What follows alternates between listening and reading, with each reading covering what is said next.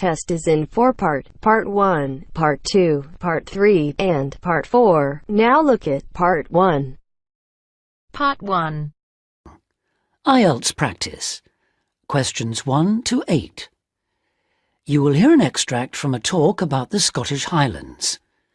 You should answer the questions as you listen because you will not hear the recording a second time. Listen carefully and answer questions 1 to 8.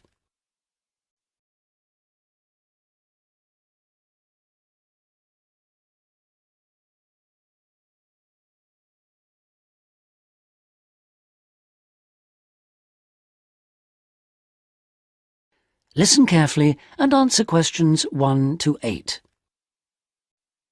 Today I have with me Moira Mackenzie, the author of several books in a well-known series of travel guides, and she'll be talking about what is probably the most fascinating wildlife area in Europe, the Scottish Highlands.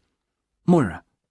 Yes, that's right, and it's a wonderful place to visit with lots to do in an area that makes up over half of Scotland. Including the 790 islands that lie scattered around the coast, it covers 39,000 square kilometres. Getting there is easy. From here in Glasgow, a good starting point is Fort William on the west coast, with regular bus and rail services linking the two. I'd recommend the train, which takes 4 hours to get there.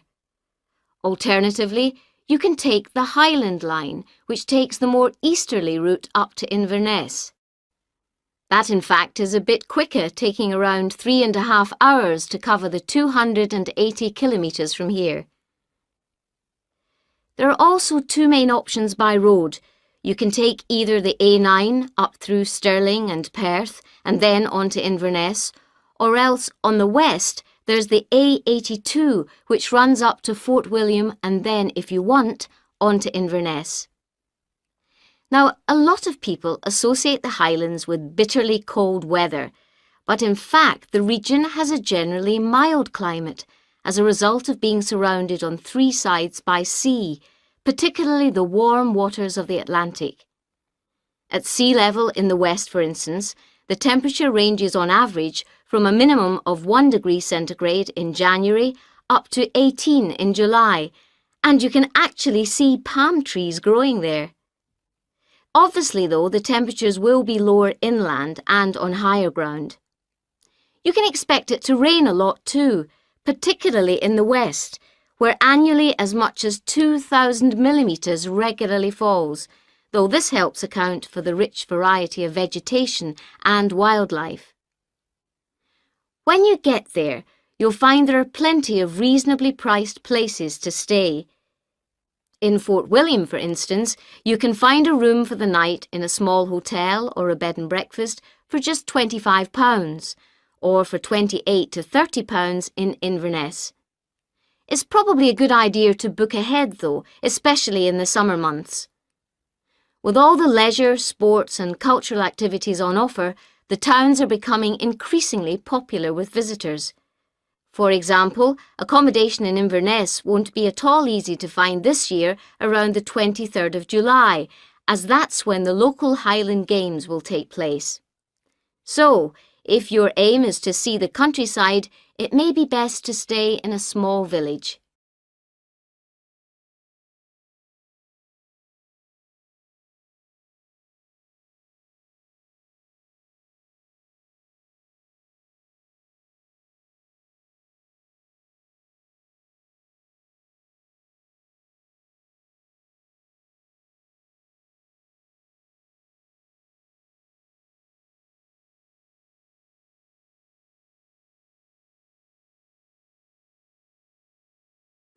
Now listen and answer questions 9 and 10.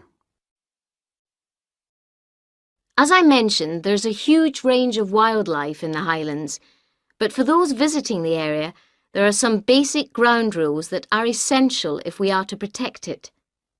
Firstly, you should make every effort not to disturb birds and animals, and one way of doing this is to blend in with your surroundings.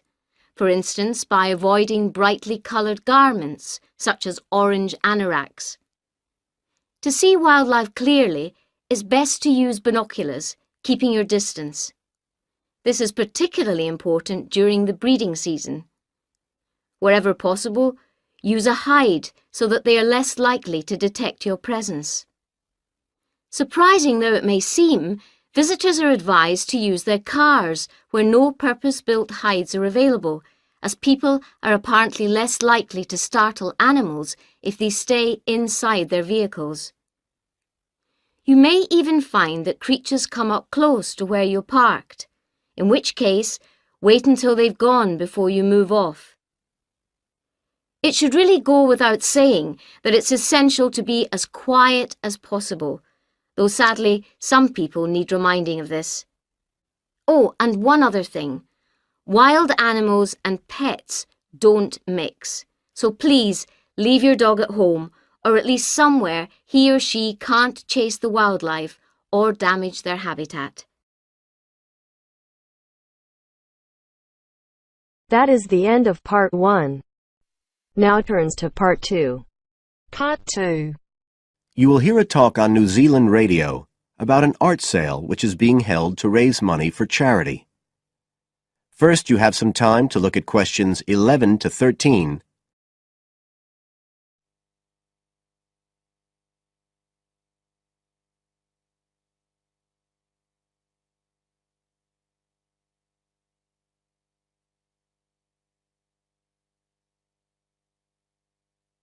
Now listen carefully and answer questions 11 to 13. One of the most anticipated art events in Christchurch is the charity art sale, organised this year by Neil Curtis. Neil, tell us all about it. Well, Diane, this looks like being the biggest art sale yet. And the best thing about it is that the money raised will all go to charity. So what you probably want to know first is where it is. Well, the pictures will be on view all this week, most of them at the Star Gallery in the shopping mall. But we have so many pictures this year that we're also showing some in the cafe next door. So do drop in and see them any day between 9 and 5. Now, if you're interested in buying rather than just looking, and we hope a lot of you will be, the actual sale will take place on Thursday evening, with sales starting at 7:30. Refreshments will be available before the sale, starting at 6:30.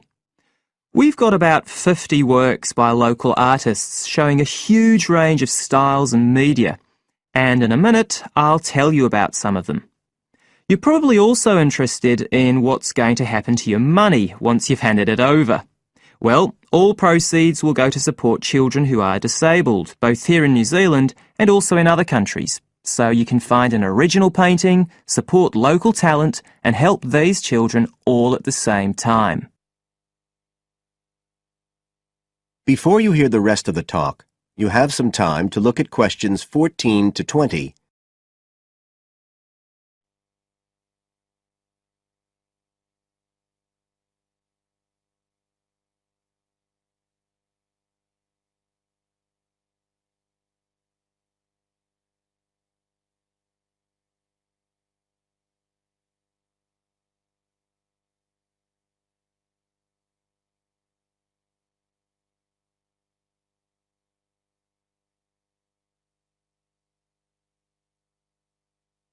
Now listen and answer questions 14 to 20.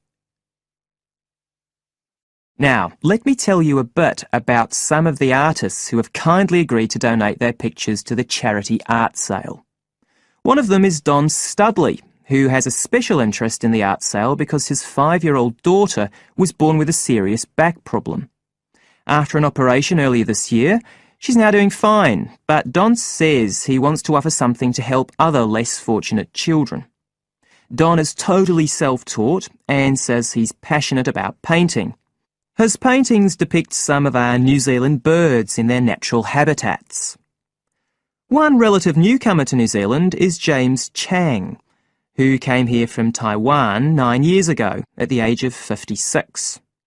Mr. Chang had 13 exhibitions in Taiwan before he came to live here in Christchurch, so he's a well-established artist, and art has been a lifelong passion for him. His paintings are certainly worth looking at. If you like abstract pictures with strong colour schemes, you'll love them. Natalie Stevens was born in New Zealand, but has exhibited in China, Australia and Spain. As well as being an artist, she's a website designer. She believes art should be universal, and her paintings use soft colours and a mixture of media. Most of her pictures are portraits, so watch out, some of them may even be friends of yours. And then we have Christine Shin from Korea. Christine only started to learn English 2 years ago when she arrived in New Zealand, but she's been painting professionally for over 10 years, and she sure knows how to communicate strong messages through the universal language of art. She usually works from photographs and paints delicate watercolours, which combine traditional Asian influences with New Zealand landscapes, giving a very special view of our local scenery. Well, that's all I have time to tell you now, but as well as these 4, there are many other artists whose work will be on sale, so do come along on Thursday.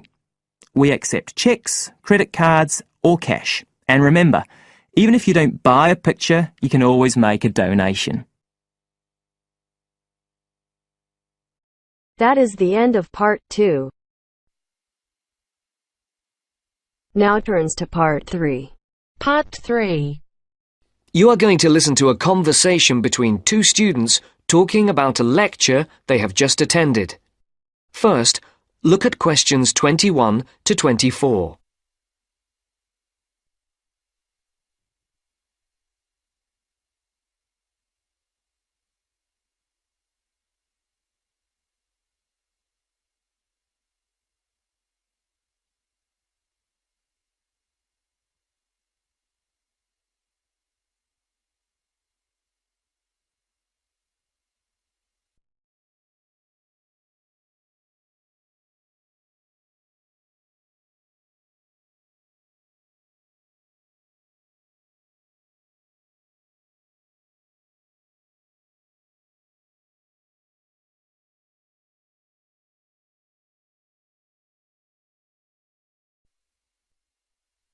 Henry, don't you think Dr. Adams' lecture was really very good? He could talk about the telephone directory and make it interesting. All his lectures are like that, Astrid. He's just one of those people. I wish we had him as our tutor. I bet you that he is very demanding, though. Boris is in his tutorial group and agrees that he is a brilliant lecturer, but he puts them under a lot of pressure. But don't you think that's good? Perhaps, but I am glad to have Dr. Adams as a lecturer. He's interesting and rather funny and puts just the right amount of pressure on people. Did you take lots of notes in the lecture? Yes, actually I did. In fact, several pages. I didn't think I had taken so many. I was that busy listening to what was being said that I didn't take many notes. Can I photocopy yours? I don't think that's such a good idea. You won't be able to read my handwriting, and sometimes I write them in English and sometimes in Arabic. Oh, let's have a look. Wow! Your notes are so neat. There's not much Arabic. There is on this page. Oh, yes, there is. Dr. Adams would be pleased to see this, especially given what he was talking about. Don't you keep careful notes? Sometimes. It depends on the lecture. I don't think I'll forget Adams's lecture today, but some of the detail will fade. Before the conversation continues, look at questions 25 to 30.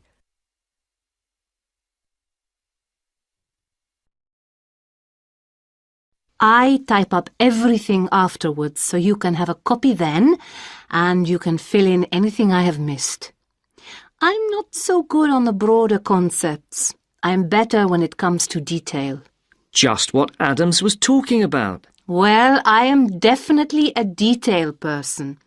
I need to have everything written down before I can get the concepts clear in my head. And I am the complete opposite. I find all the detail clutters up my mind and I get very frustrated, which was just what he was on about. He mentioned a book he'd written. He mentioned several. The one on space and the individual? Yes, called My Space. It's on the book list. So it is. I think I'll get that out of the library or get my own copy. Did you get what he said about spatial awareness? I didn't really. Yes, it was fascinating. I can't be as eloquent as Adams was, but I know several people who are frighteningly intelligent, but they have difficulty reading simple directions, even when getting to places that they know very well. I find that difficult to understand. Everyone learns the way to walk to the shops and things like that. You mean just the way people learn spelling? You know, people misspell words, make mistakes in countless areas of their lives, and going in the right direction is just the same. Remember what Adams said about the number of people who cannot tell left from right, north from south, and so on? Do you know which way is north? It's, that way. You see? I couldn't have told you that. Really? I haven't a clue which way is which. That's why I'm always getting lost when I go out on my bike, and put me in a completely new place and I am totally lost. What about maps? I'm hopeless at reading them. But then you're brilliant at writing essays and getting all the ideas down in the right order, and I don't know where to start. Again, just what Adams was talking about. What we need to do is combine our skills. You teach me to cope with detail, and I'll teach you how to string concepts together. Okay, we can do that. Which way is the library? It's... you're making fun of me.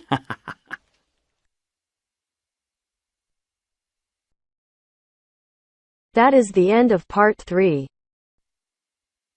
Now turns to part 4. Part 4.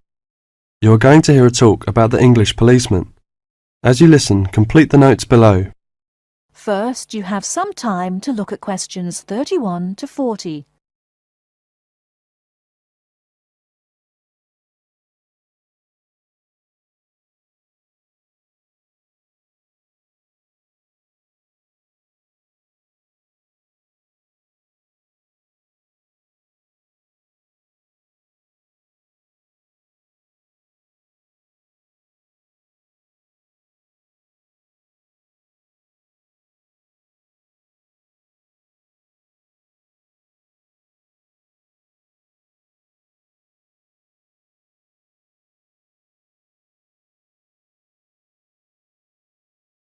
Now, listen carefully and answer questions 31 to 40.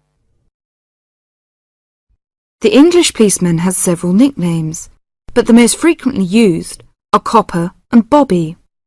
The first name comes from the verb to cop, which is also slang, meaning to take or to capture, and the second comes from the first name of Sir Robert Peel, the 19th century politician who was the founder of the police force as we know it today.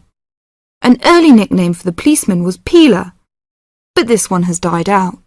Whatever we may call them, the general opinion of the police seems to be a favourable one, except, of course, among the criminal part of the community, where the police are given more derogatory nicknames which originated in America, such as Fuzz or Pig. Visitors to England seem nearly always to be very impressed by the English police. It has, in fact, become a standing joke that the visitor to Britain, when asked for his views of the country, will always say, at some point or other, "I think your policemen are wonderful." Well, the British Bobby may not always be wonderful, but he is usually a very friendly and helpful sort of character. A music hall song of some years ago was called, "If you want to know the time, ask a policeman." Nowadays, most people own watches, but they still seem to find plenty of other questions to ask the policeman. In London, the policemen spend so much of their time directing visitors about the city that one wonders how they ever find time to do anything else. Two things are immediately noticeable to the stranger when he sees an English policeman for the first time. The first is that he does not carry a pistol, and the second is that he wears a very distinctive type of headgear, the policeman's helmet. His helmet, together with his height, enables an English policeman to be seen from a considerable distance, a fact that is not without its usefulness. From time to time it is suggested that the policeman should be given a pistol and that his helmet should be taken from him. But both these suggestions are resisted by the majority of the public and the police themselves. However, the police have not resisted all changes. Radios, police cars, and even helicopters give them greater mobility now. The policeman's lot is not an enviable one, even in a country which prides itself on being reasonably law-abiding. But, on the whole, the English policeman fulfills his often thankless task with courtesy and good humour, and with an understanding of the fundamental fact that the police are the country's servants, and not its masters. That is the end of part 4.